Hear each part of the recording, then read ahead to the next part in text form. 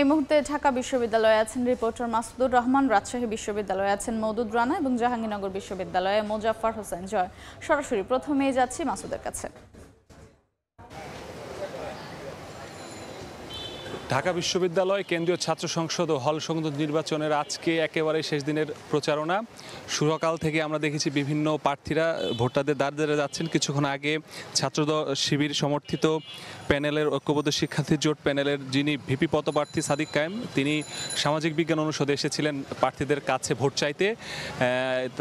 তার সাথে আমরা কথা বলেছি। তিনি যেটি জানিয়েছেন যে এখন পর্যন্ত মাঠের পরিবেশ ভালো থাকলেও সামাজিক যোগাযোগ মাধ্যমে তাদের যে অভিযোগ, সেই অভিযোগ তারা করেছেন যে অপপ্রচার চালানো হচ্ছে। পাশাপাশি একটি নতুন অভিযোগ সামনে এসেছে, যেটি হচ্ছে যে বিভিন্ন জায়গা থেকে, স্থানীয় পর্যায় থেকে বিভিন্ন নেতারা ফোন দিয়ে ভোটারদের কাছে ভোট চাওয়া হচ্ছে এবং অনেক ক্ষেত্রে চাপ প্রয়োগ করা হচ্ছে, এরকম অভিযোগ তিনি করেছেন এবং বলেছেন এটি যদি চলতে থাকে তাহলে যে সুষ্ঠু নির্বাচন সেটি নিয়ে তাদের আশঙ্কা আছে। তবে অন্য যারা প্রার্থীরা আছেন তারাও বিভিন্নভাবে প্রচারণা চালাচ্ছেন।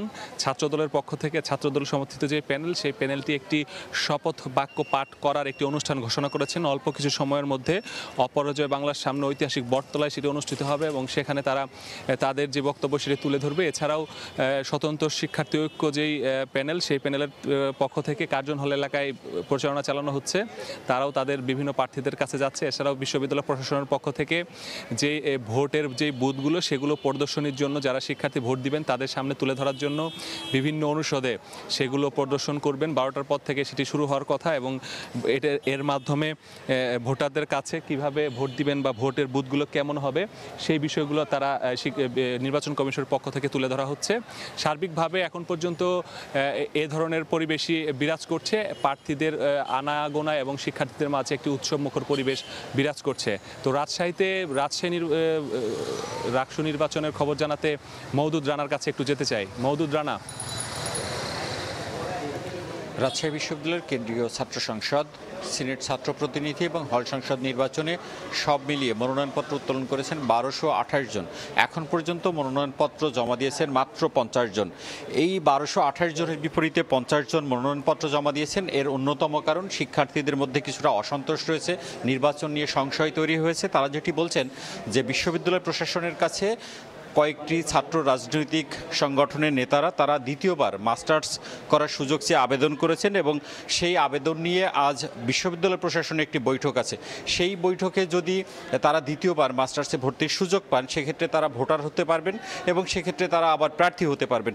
এটি নিয়ে আসলে রাজশাহী বিশ্ববিদ্যালয়ে এখন অসন্তোষ রয়েছে এবং যারা প্রার্থীরা এখন পর্যন্ত জমা দিয়েছেন মনোনয়নপত্র তারা বলছেন যে তারা আসলে নির্বাচন নিয়েও শঙ্কিত। তারা বলছেন যে সাধারণ শিক্ষার্থীরা যে উৎসাহ উদ্দীপনার মধ্য দিয়ে 1228 জন প্রার্থী মনোনয়নপত্র সংগ্রহ করেছিলেন তার মধ্যে মাত্র এই 50 জন মনোনয়নপত্র এখন পর্যন্ত জমা দিয়েছেন। এর মধ্যে প্রথম দিন 30 জন মনোনয়নপত্র জমা দিয়েছিলেন এবং যেটি বিশ্ববিদ্যালয় প্রশাসনের বৈঠক সেটি এখনও চলছে এবং সেই বৈঠকটি শেষ হলেই আসলে বিশ্ববিদ্যালয় প্রশাসন কি চিন্তা করছে সেটি জানা যাবে।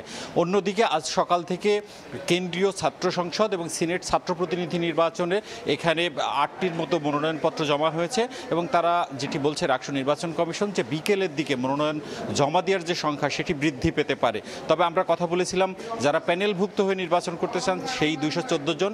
আমরা কথা বলেছিলাম ছাত্রদল, ছাত্র শিবির সহ বাম ঘরানার যে ছাত্র সংগঠনগুলো রয়েছে তাদের সাথে। তারা যেটি বলছেন যে তারা বিকেলের দিকে মনোনয়নপত্র জমা দেওয়ার এক ধরনের প্রস্তুতি রেখেছেন, তবে তারা এখন পর্যন্ত বিশ্ববিদ্যালয় প্রশাসনের সিদ্ধান্তের জন্য অপেক্ষা করছে এবং রাকসু নির্বাচন কমিশন যেটি বলছে যে এখন পর্যন্ত আসলে নতুন করে এই তফসিল পুনর্বিন্যাস করা হবে কিনা সে বিষয়ে তাদের কাছে কোনো সিদ্ধান্ত নেই। তারা তফসিল অনুযায়ী যে তারিখগুলো রয়েছে তাদের যে স্বাভাবিক কাজকর্ম সেটি তারা সারছেন। আমরা এখন যাব জাহাঙ্গীরনগর বিশ্ববিদ্যালয়, সেখানে রয়েছেন আমার সহকর্মী জয়, তিনি সেখানকার বিশ্ববিদ্যালয়ের কেন্দ্রীয় ছাত্র সংসদের খবর জানাবেন।